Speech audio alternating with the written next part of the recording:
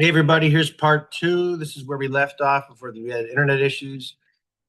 We talked about the second one we were going to talk about, just no particular order, just as how we're back testing here, was the horizontal trend line break. Now, I don't really talk, we mostly talk about zero line reject, inverse zero line reject, hook from extreme, inverse hook from extreme. Those are the two I think that are the most useful to help call turning points along with everything else on our daily calls. Excuse me. But there are some that are more momentum based, which I don't trust as much. And this is a even though it's not necessarily considered momentum based, let's just go and see what it's categorized as real quick. Right? That's what I thought. Horizontal trend line, it could be both trend or counter trend, depending on the context, and it is momentum, even though they're not talking about it. So let's just talk about how we can see this thing happen here, right?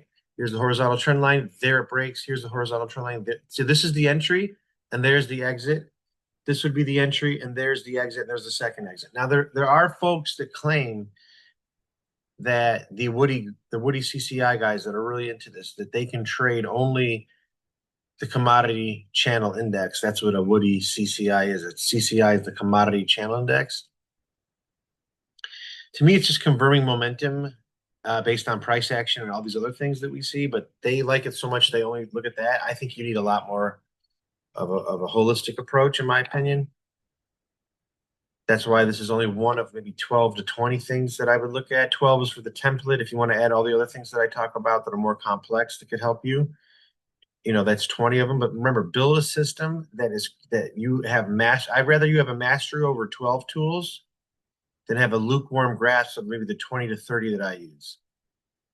Right? You don't have to use multiple time frame analysis for your larger time frame bias. You don't have to. I mean, I think you should add bigger picture patterns. Those are really, really useful.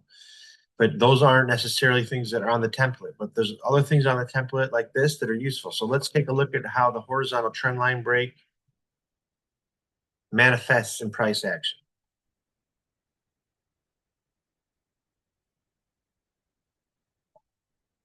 Okay.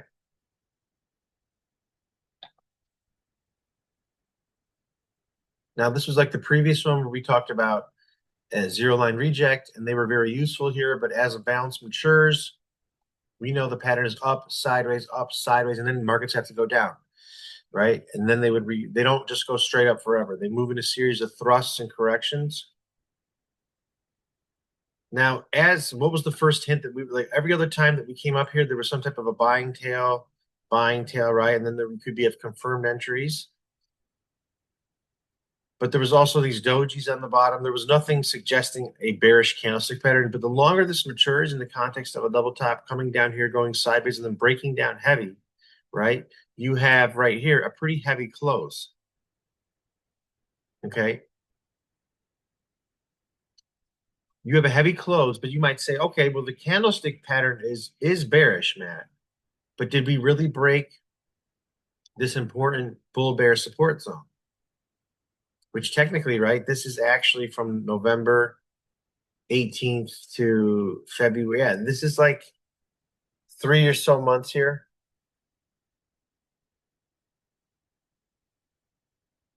So it's actually considered not just a bull bear zone. The bull bear zone's like 2 to 3 weeks. This is a major support zone. So it's not necessarily like this came smack down into this and it's like, oh my God, I can't wait to short at the low of the day because every other time we were there, we had a response, right?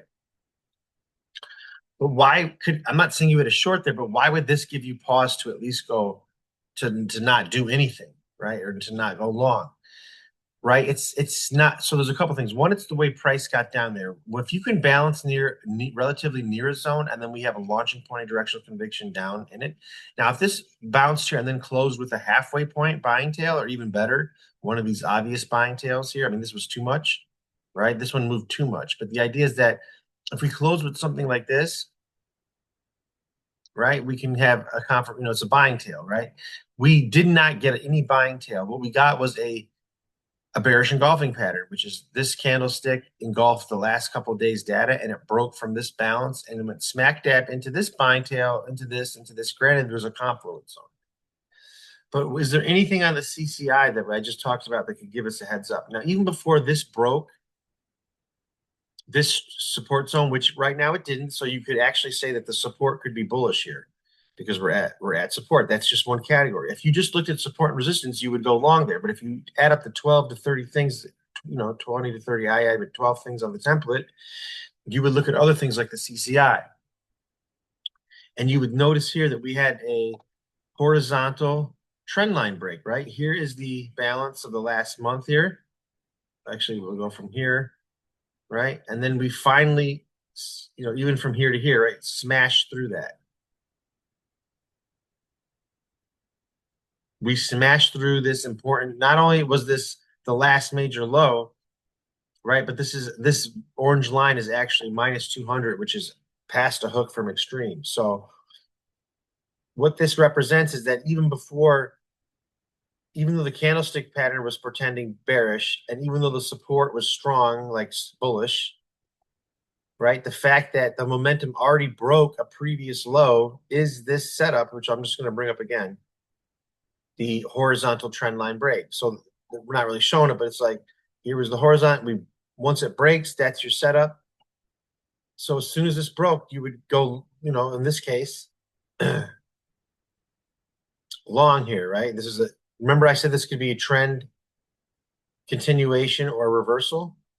So it could be both. It's one of the only ones that are both because it's a more complicated one, right? The trend line break and the horizontal trend line break, because they could be both, reversals or going with the trend.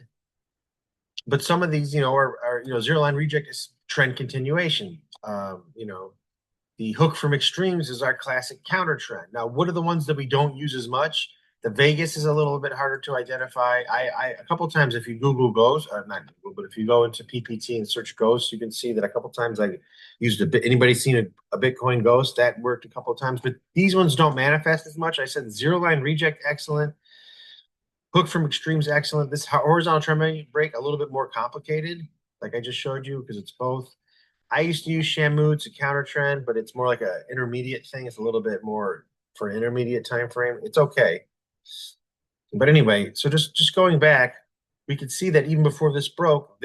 So that was giving you a heads up that we were going to have a horizontal trend line, which is a bearish setup, right? This was a momentum down break setup. So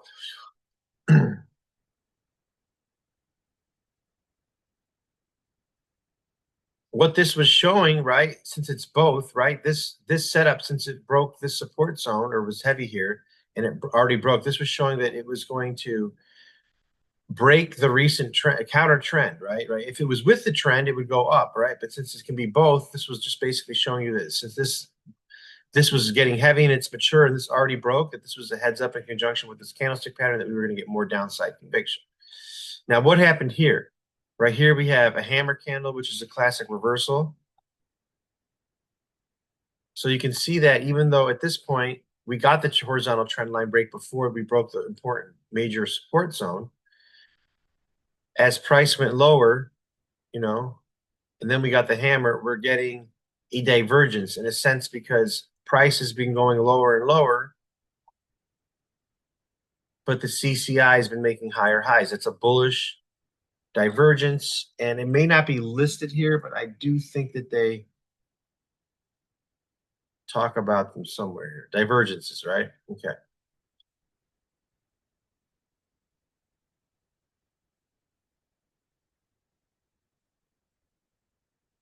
This is just showing you how to do trend line breaks, where you would short it, right? Where you would short it, ghost, right? Where you would short it, hook from extreme. Anyway, I'm just trying to think of this classic.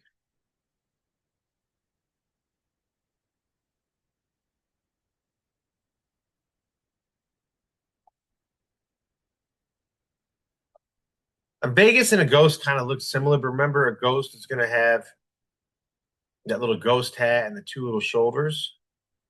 Well, Vegas has that crazy hook from extreme, like almost like a cup and handle.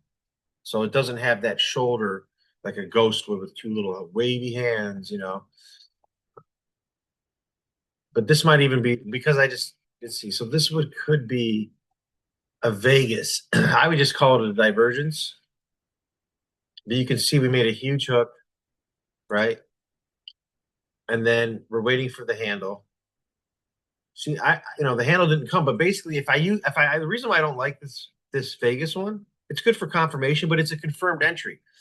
So I would have to wait way up here, right? When we know that we can use other tools to get in. For example, we could just use the fact that this has made a breakdown out of this balance, where now we do have a divergence, but more importantly, this trend has broken down into a larger time frame balance of so this balance breakdown pattern broke down into this balance breakout pattern, and the balance breakdown pattern is smaller in time and in magnitude of price than this balance breakout pattern because it's longer balance and a bigger magnitude up. So you could use something I call multiple time frame alignment, where I would then say that this time frame and this time frame are going to get neutralized by this time frame, and that's what happened. We got a nice move off there. Now, this was around March 2nd. There was a stupid announcement by our liar in chief.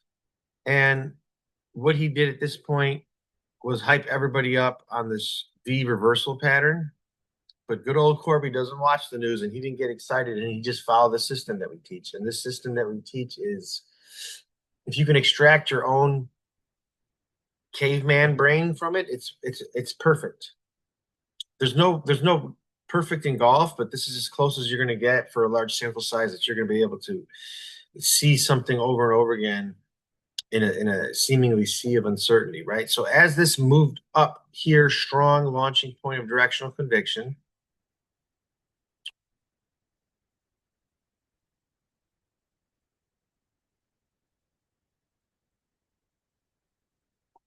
it went smack dab into a key reference area, which is a hidden supportive so a resistance called a high volume node in this case. It could also act as support, but it's going straight dab into it. That's resistance.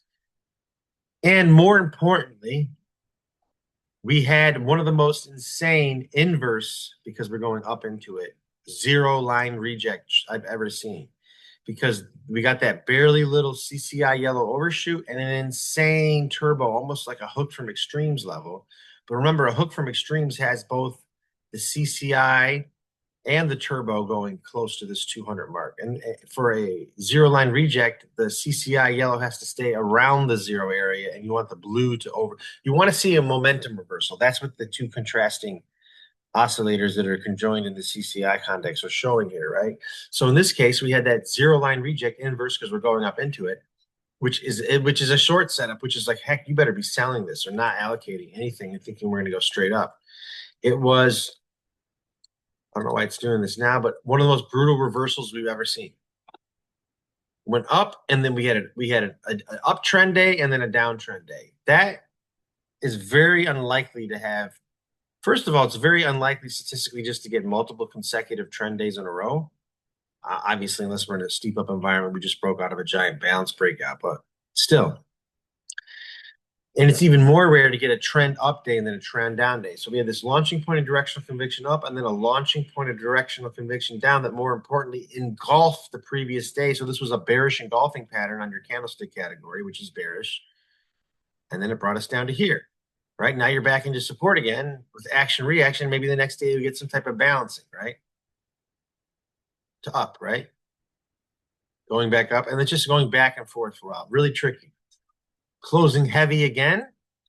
Candlestick pattern heavy, no action reaction. When in doubt, stay out because we're probably going to go down again. Right? Now at this point, right, we had this double bottom, but we had a huge divergence in the CCI. I like that. Now they don't really talk about that in the CCI. Maybe they're trying to call it a Vegas or something. Yeah, maybe they're calling this a Vegas. Here's the handle, here's the cup, and then it goes up a little bit. But it's like really what I would like to see here is we want to fade on weakness. We had what we talk about at PPT, that dynamic double bottom, which is a slight overshoot. What you would really want to see is that dynamic overshoot coming in the context of a larger time frame pattern, which we have here. And more, not more importantly, but the icing on the cake would be this dynamic overshoot and the huge bullish divergence, right? Which would have gave, that's a nice trade. Once again, you see how this was broken support. When we came back up into it, it's now acting as resistance. That's one of those key reference areas, guys. When broken support can act as resistance in a confluence area over a long period of time, it's a really good trade idea. Right now, this was important because we broke this on conviction, which you see how we came up here and we went sideways for a little bit. That's what you need for potential energy, which is rest, to then get the kinetic energy, which is the price discovery, out of here to get the trend. Then when we come up closer to the high volume node, I'm not surprised that we're having problem areas going sideways, but still one leg up, two leg up. This is the first, really from a leg count perspective, we're building structure above this. And you'd expect that we would be going sideways for a bit between this important key reference area, which acted as support and now broken as, I'm sorry, acted as resistance and now is acting as support again. But then once it came up to this high volume node for first test, we're getting, these little reactions, but we're not getting a major dip. This is how I, add to the daily call to think contextually. Right. So this is going to have good energy for a breakout because it's only on the second leg count up.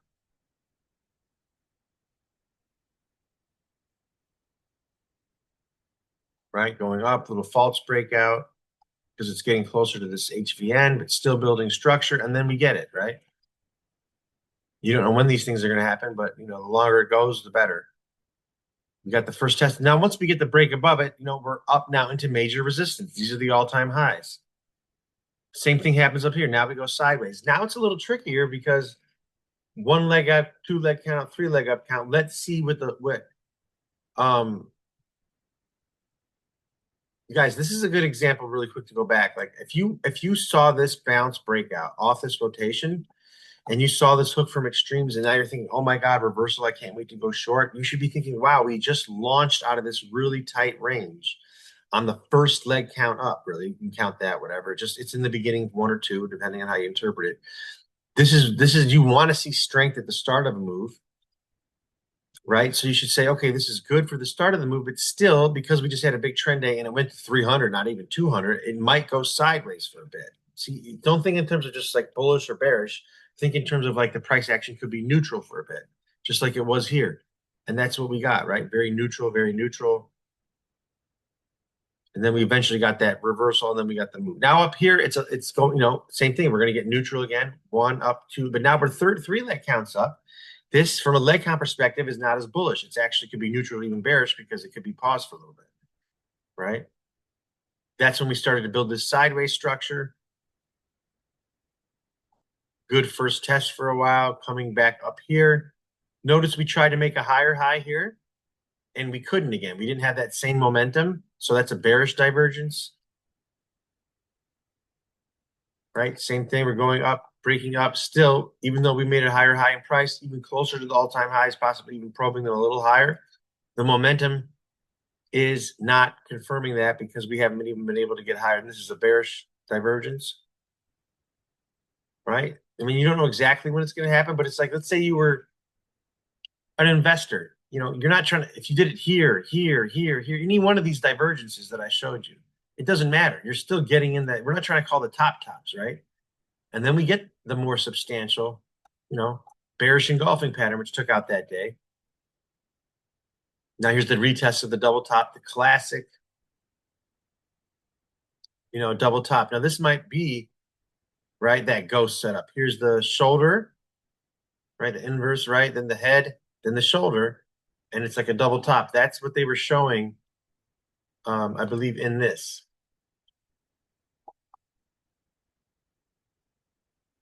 The ghost, right? A little bit of a shoulder to this, and then you would get in confirmed leg. This, and the white is the entry, the one line, and then the two lines is the exit. One line entry, two line exit, little ghost shoulder. Kind of Bitcoin ghost here, right? Now just bring it back up again. Right? Here's the short setup. Ghost reversal. You'd enter here, get out here. Let's see if that would work. Right? So wait. Enter here. Kind of like a double top in price. And get this big move here. So, I mean, you've got a little bit of a move here. I mean, it doesn't seem like a lot on the daily, but this is like 3,000 points. Like you'd be financing there. That's not a bad trade, right? Let's see if we get a little more. Yeah, I mean, yeah, this worked. I mean, you got the ghost the ghost worked here, I wouldn't even see. I try to simplify this stuff. Like I don't say dragonfly doji. I say buying or selling tail because I want in the language itself to imply what I should do. A buying tail is buying, selling tail is selling, right? Now, a ghost doesn't, you depend. Is it a buy? Is it a sell? Depends on which direction. So it's not as intuitive. And the other thing I don't like about it is I got to think a little bit more. So what I would just say here is, okay, we're making a double top. Trying, do I wait up here? Do I wait up here? Well, what's the momentum? Well, the momentum is that we're on a huge bearish divergence. That to me is more intuitive than a ghost. Just to say a bearish divergence or a bullish divergence. I try to streamline it, but if you like the ghost thing, say the ghost. The reason why it's not a Vegas is it just didn't get that huge hook cup, huge hook and then the little handle or whatever it is. It got like, the head and the two wavy hands. But, it's just cool to see how the CCI would call it a ghost and we're calling it a bearish divergence, but we're both using the CCI, right? Now, when we came down here, right? Slight hook from extremes, maybe a bounce, maybe not. Right? When we came up here, kind of inverse zero line reject, right? And then we get that first big touch into the support zone. We have the moving average acting as support, and we get a true hook from extremes because these both touch the minus 200. Let's just take a look at hook from extremes. It's a classic one. If it gets to 200 or above, you're good. 200 or above, reversal. 200 or below, I'm sorry, minus 200 or below, bullish reversal. I like that one. That one, I use hook from extremes. To me, the setup, the name in and of itself, hook from extremes, is implying what to do. A ghost or a Vegas doesn't always imply what to do. Or dragonfly doji, things like that. Or a piercing pattern versus a bearish engulfing. Okay, so anyway, obviously bullish engulfing, or not even a bullish engulfing because it would have to engulf the whole thing, but this is definitely a strong piercing pattern that's almost a bullish engulfing. So candlestick pattern is up. Right? I'd be looking at other things rather than just the candlestick pattern, but that really stood out because we have the support that we got to think of the rotation. This zone is now strong. We rotated off. Good odds now that we can go up somewhere up here and test some highs. And that's what we did. We had strength, smashed out. Everyone was really optimistic on this day, but we know otherwise. We know that is resistance until broken. We know this is a hook from extremes. We know that this is a sell signal. And you could even begin to start looking for shorts. And that would have been awesomely ballsy if you did that. Think about that. Stepping in on strength, hook from extremes. So what was, from your daily call perspective, you had resistance on your side. So the support resistance category would be bearish because it's resistance. Your candlestick pattern is bullish, right? That's fine. It's a launching point out of this. Your CCI is bearish because it's a hook from extremes, right? So just looking at those things itself and the fact that this is just in a balancing state, right? Bears would be in control. You could have waited maybe the next day for a pause day. You got it. That's confirming the rotation. And then you got it, right? Easier, quicker entry. Now, this is when I was just telling people to relax because we were kind of, in my opinion, rotating off this, rotating this, and then building a new balance of which we were going to either break out or break down. And my goal was, hey, I think I gave a couple of trades this week and last week. But really what our main goal was to preserve capital and wait for a better opportunity cycle, right? I mean, this candlestick pattern reflects this indecision that I just talked about, a buying tail and a slight selling tail. I'm sorry, a selling tail and a buying tail in the same candle is ugly, especially when the selling tail is a little bit bigger, right? We close a little lower. And that's just where we are, guys. That's why my calls have been pretty much uncertain to cautious, and trading is not trading. Now, there was this double bottom here, right? I didn't not acknowledge it, and I almost posted this, but I didn't really want to encourage trading. When I looked at Ethereum, I'm like, oh, Ethereum's at way better trade location. I'm like, I might even consider, and they moved so in sync, I didn't, but just if I was looking at this chart, we did penetrate the bull bear zone down here. We had a classic hook from extreme. So the trade location, besides the fact that Ethereum is more volatile and it has to, wider stops and all that kind of thing. This was a much better setup than Bitcoin's because we were actually penetrating the major support, or rather the bull bear zone, while Bitcoin to me was still in this 50-50 nomad's land. And at least this, up, closed heavy, at resistance. I mean, closing heavy isn't necessarily good at all. It's pretty bearish, but at least we penetrated that zone. And with the context of the hook from extreme, here we didn't penetrate this zone, right? And it still could just be chop, and there's a little buying sentiment. So it was like uncertain to me, right? And that's the best we can do. We did not have a hook from extremes. Notice in Ethereum we did, and consequently, Ethereum's up 1.59% today, and Bitcoin's only up 0.63%. Both of them I wasn't interested in getting involved in, namely because Ethereum is. I have to remind myself I will not trade Ethereum anymore after Ethereum was hacked on Bybit because I could have lost a lot of money on there if I was in an Ethereum trade.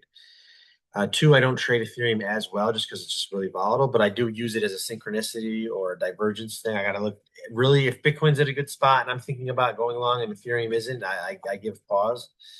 And I really want the intraday buys and other markets to be on my side if I'm going to go long. Oftentimes you wake up and if you were trading, if you weren't trading, at least to me in America in the overnight Euro Asian session, you miss the double top. And it's like, do I really want to wait for a pullback or try to do a breakdown? Most of the time it might chop me out. So, many ways lead to Rome. But yeah, the shorts to me seem to be manifesting a little bit more in the overnight. What I'm trying to say is that you can use the CCI and you don't have to, in conjunction with everything I'm saying, and you don't have to get every trade. You might be able to use the CCI to see a short setup and you don't really like to short as much or you're sleeping, but at least it was a place for you to exit and then not get involved long on the next day, that kind of thing. Right. So yeah, it's just not as good of a spot. We didn't get the hook from extremes. Now, granted, it's at an extreme in and of itself, but it's not at anything I'm gonna. What I would like to do is I want to see another breakdown here with a hook from extremes. We'll be in a better zone, and it ideally be nice if it kind of see how this one went up here, made an attempt here, and then went all the way down there. That's good. That's exhaustion. You want this candle to be big at potentially the end of the leg count. This one was 50-50, so I could see this chopping more slow and then maybe closing a little lower, possibly. I'm just thinking, bad scenario. In that case, then if we get a breakdown the next day, I'm going to be more cautious about going long here because it rested and then broke down early in the day on strength. Whereas here, this started off in the overnight session, trended hard down all day with a hook from extremes into this major support zone, which is on, first test after the bottom building, went far away from it. This has greater odds to get a huge move off it. And that was a great trade if you took that. That was a huge risk. You should be thinking, I need to take this even if I'm wrong. From a risk reward, don't see if you go into accuracy based thinking, you'll say, I don't know if this is right or not. Maybe dog leash will bring me down here. Maybe this is a head and shoulders inverse, or rather just a regular head and shoulders pattern that'll bring me down. But you also got to say, okay, what is the reward if I'm right? Is there anything that says probability that it could hold? Yeah, we're at a support zone. There's a hook from extreme. There's a moving average here, whatever, if you want to count it. That's enough for me to take a stab because there's a clear invalidation point that I could have here that would be within our fixed percent risk model. But if I'm right and we can't stop this thing, we are going to get a rotation all the way up there. And that's going to make all those registered voters very, very happy. A little bit of a reference there if you caught it. But that's the point here, right? And even though I said this was double bottom, I gave you guys options where there could be setups. It's like I told you guys yesterday here. Let me get this chart over here. That I wasn't interested in buying the low of the day. I mean, if it was just fade every low of the day, fade every double bottom, it would be too easy. I mean, this was technically this area was the low of the day. We went straight line into it, but that's a reversal pattern in this context early in the day around 10 a.m. I mean, I'm not surprised that we went lower. Now, when we went down here, right, bottom building, whatever, it's later in the day. You could have taken it maybe up to the VWAP, which is what we're doing. But I'm patient. I know that my caveat and what the elite traders that I'm working with have talked to me about is that to get to the next level, when the opportunity cycle's here, I'm going to get very aggressive. You'll see me maybe take 4 or 5 trades a day. I'll probably take a lot of trades that week. I might be in a trend trade, or maybe I'm half off, and then it really confirms the trend. And then when it pulls to the VWAP later in the afternoon, I'm going to add on to it. Rather than try to scale out. So it's like when I'm winning, I'm going to add into this thing and I'm going to cut my losses quickly. But more importantly, there hasn't been losses the last couple of weeks because I've reduced my trade frequency because the opportunity cycle I thought was a lot lower. It was ambiguous. I wasn't really confident long or short for a lot of different reasons. And whereas before, you know what I'm saying, I might try to think I got to do more work, produce more content. Well, that's just not going to be good for our bottom line. I want to have the best bottom line that I possibly can. And that's taking in 100% the belief that not trading is trading when the opportunity cycle is not there. So no shame in missing out. This was an opportunity possibly for a double bottom at the end of the day here. Um, Exhausted by then. It would have been much better to take that and wait to see when you're going against the trend. And this was clearly once this broke down, right? I caution, and you want to go counter trend, and you know there's not much left in the day for a short continuation pattern. I mean, you might have took it here, right? But still, it's so low in the day. It's like you really got to say to yourself, "Am I really?" It's going to close in a couple hours. You want to be out of the market. You know, this would have made sense for a counter trend because it was later in the day, and you would have got a little bit. But hey, we don't have to catch everything. We're going to catch only the best moves, and we are not going to be caught off guard by our emotions or anything that's not following correct process. Just looking out from a larger time frame perspective, not surprised that we're just going sideways for a while. Maybe we'll go sideways, trickling effect. And then when we get here, which would be October, we get that now fourth phase up. But we'll need to go sideways for a while, which makes sense if we're going to build this shoulder, this head, and this shoulder. This is an inverse head and shoulders bullish pattern, but we know that all trends start from balances, so we need long rests. Super long rest, great bullish breakdown. Pretty decent rest, pretty decent breakdown. Strong fucking move up. Kind of mediocre rest. I would be surprised if we broke out anytime soon in the summer. I'm open to it, but I would be surprised. I think this is going to go in alignment with what hasn't failed me in the past is this gorgeous Bitcoin decode, which is how many weeks, guys? I told you. Let's see if you can remember. It's 30 weeks. Just checking. We did the work for you. Don't worry. Boom. If we see this going down here, around here, bottom building that's mature around here, I'm going to be betting. Or it'd be even better if we possibly can start going sideways a couple of weeks here and then break out hard. I'd rather just, you know, it's always tougher to go a little bit against the trend, especially if this would be much better trade location for sure. And remember, we do have that inverse head and shoulders, but the shoulder may take longer to develop and it may need to complete this time cycle first, although I hope that I'm wrong. Nice zero line reject here and slowing down some of this week's bleeding for sure. So this went a little bit off topic in terms of just focusing on CCI setups, but I felt that if I only focus on CCI setups, maybe someone will get zero laser focus on CCI setups and think that that's what you need. But remember, we need a holistic approach, and that's where your daily call system comes into place. All right, guys. So any other questions on CCI, you can write in the channel, and we'll keep at it and at it. We'll keep our heads up, keep our emotions calm and cool, and we'll keep on trading when the opportunity's there. Have a great weekend, guys.